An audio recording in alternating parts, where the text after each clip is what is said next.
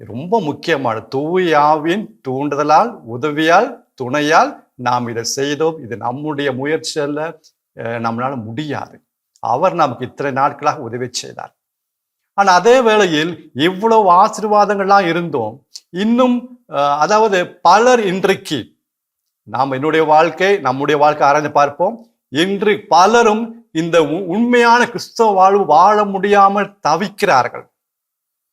பல காரியங்களிலிருந்து, பல தீய பழக்க வழக்கத்திலிருந்து, அடிமைத்தனத்திலிருந்து விடுதலை பெறாமல் இருக்கிறார்கள். இன்னும் சாத்தானுடைய ஆட்சியின் இருட்டில் இருக்கிறார்கள்.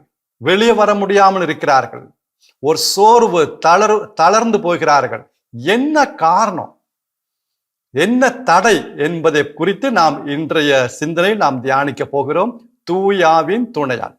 Blocks in Christian life. முதல் தடை அறியாமை. அறியாமை, ஆங்கிலத்தில் இதை இக்னரன்ஸ் என்று சொல்வார்கள்.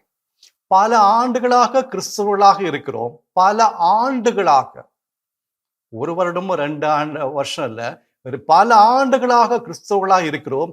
இன்னும் நமக்கு பல உண்மைகள் தெரியவில்லை. பல உண்மைகள். பைபிள் வீட்டில் இருக்கு. நற்செய்தி கூட்டங்களுக்கு போறோம். சில பேர் போகாம இருக்காங்க, சில பேர் போறாங்க. திருப்பலிக்கு போறோம். ஆனா எங்கேயோ இந்த உண்மைகளை அறியாமல் நாம் இருக்கிறோம். ஆனா நம்ம இது நற்செய்தி அறிவிப்பவங்களாம் சொல்லி தரல, அவங்க அறிவிக்கல, அதனால எங்களுக்கு தெரியல. அந்த சாக்கு போக்கு வேண்டாம். சாக்கு போக்கு வேண்டாம். அன்பானவர்களே, அறியாமையால் நாம் அழிந்து கொண்டிருக்கிறோம். ஓசியா 4வது அதிகாரம் 6வது வசனம். என் மக்கள் அறிவின்மையால் அழிந்து போகிறார்கள். அறிவின்மையால், lack of knowledge, my people are being destroyed. அழிந்து போகிறார்கள். எந்த மக்கள்? என்னுடைய மக்கள் அறிவின்மையால் அழிந்து போகிறார்கள்.